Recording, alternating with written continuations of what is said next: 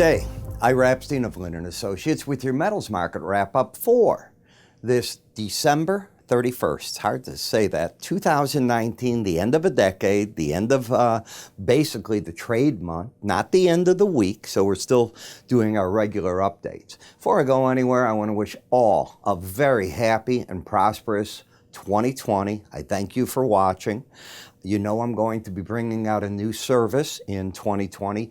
That's the ETF Spider service that I'm going to bring, where I start discussing for the broader market like I do in my morning subscriber video. And it will be a subscriber video that I'm headed towards, where I tell you buy here, sell there, do that. These videos that you're watching now are much more, as many of you know, general in nature. I'm limited by what I can say by regulations because this is a public video, whereas in my morning commodity video, the one that my subscribers see, I am very to the point. If anybody's met me one-on-one, they know, number one, I'm a workaholic, number two, full of experience, number three, I will tell you what I think, and yes, I look like Swiss cheese. As I am right, I am wrong, just like every other human being is out there.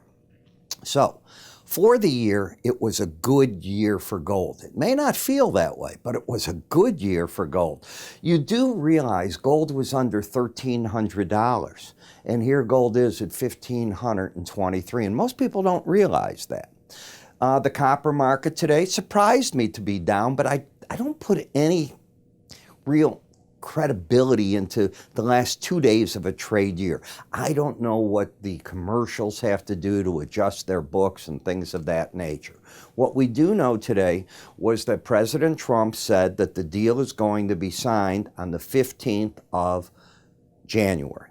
So the U.S.-Chinese deal will happen there. We know that Mitch McConnell has said that he will take up USMCA after the impeachment trial, and we still don't know where we're at on a date for that because there's still the bickering, if you will, between the House, who is yet to turn in the impeachment notice to the Senate because the Senate doesn't want to give way to the rules there. Okay, USMCA deal. That should be good. So what we're seeing is the psychology of world trade is coming up a bit. Now for the dollar index, and it does impact the metals, that's why I'm talking about it, it was one of the smallest gain or loss years in recent times. I think it was up 0.24% for the year. I put these notes together, and I never read to you anything. There's no board here. There's no prompter that I'm working with. But I wrote my newsletter already for tomorrow evening when it goes out. That'll be the first day. There'll be none tonight, obviously. But tomorrow, and I start showing what the dollar has done and things of that nature. So the question is this going to be the year where the dollar falls? That support metals. Is this the year where finally manufacturing picks up, housing picks up? And I'm talking not just the U.S., worldwide. Is it going to be other countries that come to the table? When we look at a weekly gold chart, I want to take you back to here, November of 2018. November, you were under $1,225 an ounce. Then you start off the year, as you come into here at that 1280 zone. You see it right through here in May. And if you think this hasn't been a stellar year in gold, you'd be wrong. I mean, it's a monster year. It's not a platinum year, but it was a really good year. And if central banks continue to be accommodative to currencies, and if it's a relative basis where the dollar doesn't run against things, maybe gold stands a good chance this year too. When we look at gold, we haven't cleared any major hurdles. What we've done is we've thrown in a near-term bottom, and that bottom's closer to the 1459.60 zone. Now, for those of you a couple of weeks ago when I put out my special report on gold, if you look at the timing dates I gave you, I think it was pretty darn close. And we were looking for this market at that point to resolve to the upside, and I'm proud to say that's what did occur. In looking at the market, you've got higher lows and higher highs. That is a bull scenario. To negate that, you'd have to get back under right now 1350. That would not turn the market bearish on a daily chart. You'd then have a higher high, lower low. When I look at moving averages, I'm going to remind you what I think is taking place. I think this 18-day moving average is now on fire and trying to get up and through the 100-day. That would be a bullish crossover in the market. It would also do something else if it occurs. And traders watch this a lot. Now, do all traders? No, but a lot of traders watch moving averages. And if that occurred, you'd have the 18 over the 100 over the 200. Go to your stock indices and look at how they're lined up there and what happened when they all lined up in that manner. We haven't seen that in a very, very long time. That doesn't mean it didn't happen back here, but at that point the market started a downslope. I'm not saying that can't happen, but I'm giving you warning signs. The other thing that's happened is the market did break out of sideways trade action. One of the things, if you took my trading course, or many of you who have taken it because you subscribed for a year in addition to my research, and we gave that away free for the Christmas period, you can see the sideways action. One of the things I teach is, if you get that, it's like prices in a pipe, and a spring is the price, and it's winding itself up. Now, the trick is, which way does it typically break out?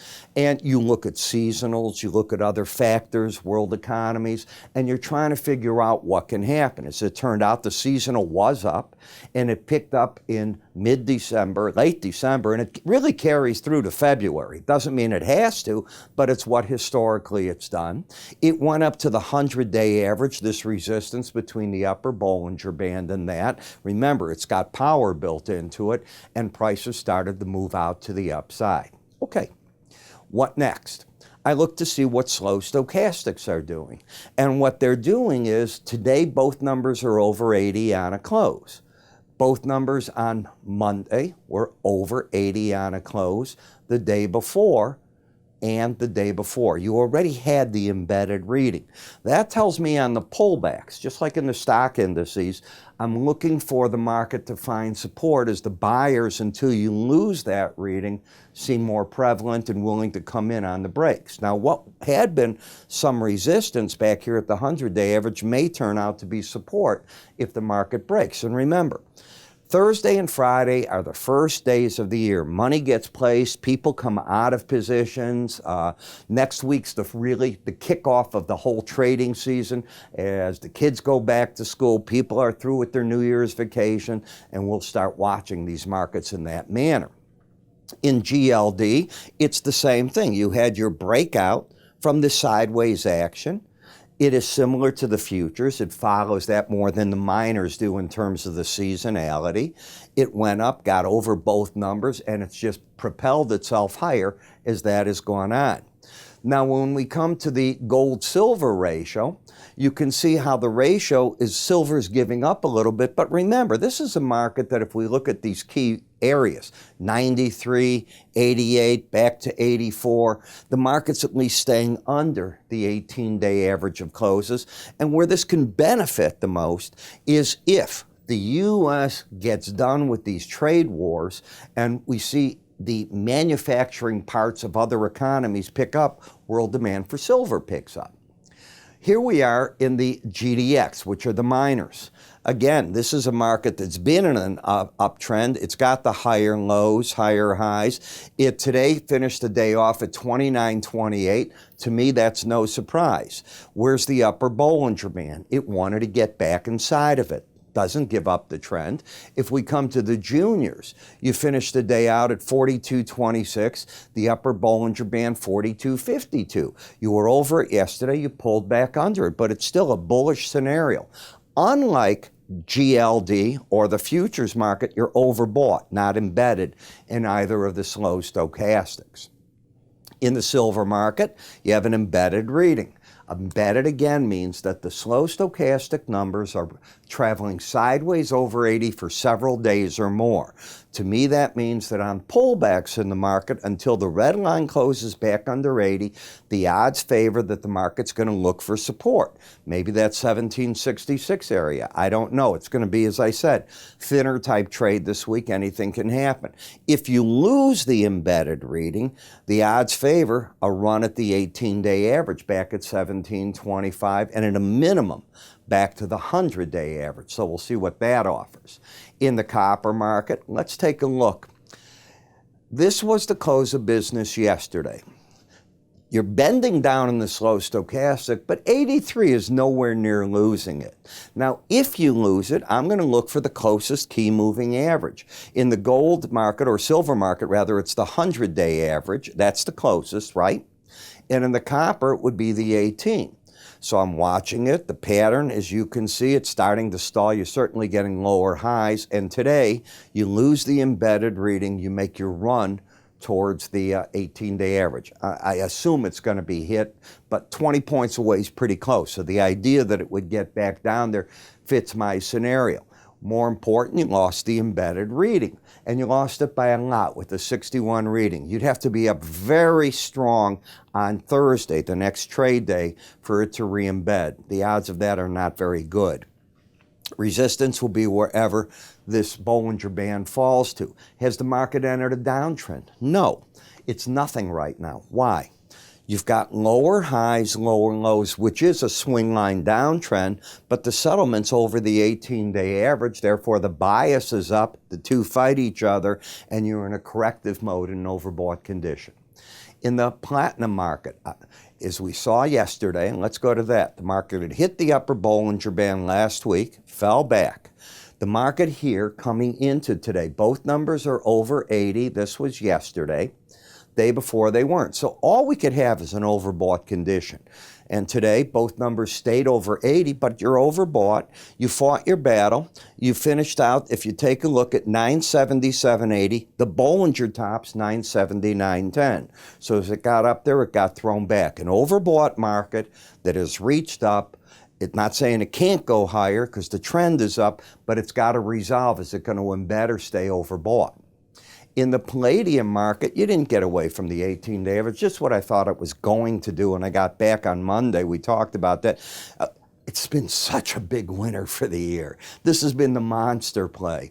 Now, if it wants to rally further, first it's got to get over 918.60 to negate the downtrend. It would not start an uptrend. You'd have a lower low, higher high with a lot of resistance potential at the 1948 level. So the market, interesting, it's neutral here. Why? While the swing line has got lower highs, lower lows, the bias is up because you've been staying over the 18-day average. Momentum is trying to pick up, but even if you ran to the upside, I see that the upper Bollinger Band is resistance. In the dollar, if you go to your weekly charts, you're going to be surprised as to how it looks. And if you go to yearly charts and you look for dollar gains and losses in every year, and I've got that in tonight's report. It actually won't go out tonight. It's going to go out tomorrow. I've already written 2/3 of the report for Wednesday night. I showed that the dollar, I think it was up 0.24 for the year. And what it's done, it's gone into a free fall at the year end here. It is oversold. It's getting overextended. It's down to 96.05, which is under the lower Bollinger Band. Yesterday, if we look at it, the settlement was 96.41 for all purposes, literally right on the Bollinger Band. So today's really the first solid day under it. We'll see if it can stay under it or what happens at the beginning of the year. You know, I talk about all this, and one of the things you might want to look at is our guide to technical indicators. And the reason is, with our good friends at Modern Trader, they put together years ago that I resurrected for them, their guides covering all these separate parts. And I think that if you're looking for your library to better understand, be it market sentiment, and there are services you buy for that, Dow, Elliott, Gann, I used to have TV shows all over the country where I'd interview everybody from the Robert Prechters to the John Bollingers to probably every big trader you'd seen at that point. And you learn, and well, a lot of this stuff is important to learn because if you're a technician, that's what you're looking at. How do you get this? And it is free. It's a PDF. Each one's about 20 pages plus long in color. You print it out. You've got it or you read it on screen. Your call. We'll send you a link for it. Go to our website, sign up for our free offers or a free trading kit. It'll have it in there. You can call us. We'll get it out to you while you're on the phone. It'll be that fast. Or you can click up here if you're watching me on YouTube, and away you go. Now remember, if there's certain ETFs or spiders you want me to cover in my upcoming new series that I'm going to be putting out, it's a perfect time to give me a list. A lot of you have done so. Sure, there's some repeats in there, but it tells me how much you want them. So go to YouTube, do it, or Ira Epstein at Linn, that's Linn, LLC.com. Have a great New Year. I'll see you all Thursday. Be careful.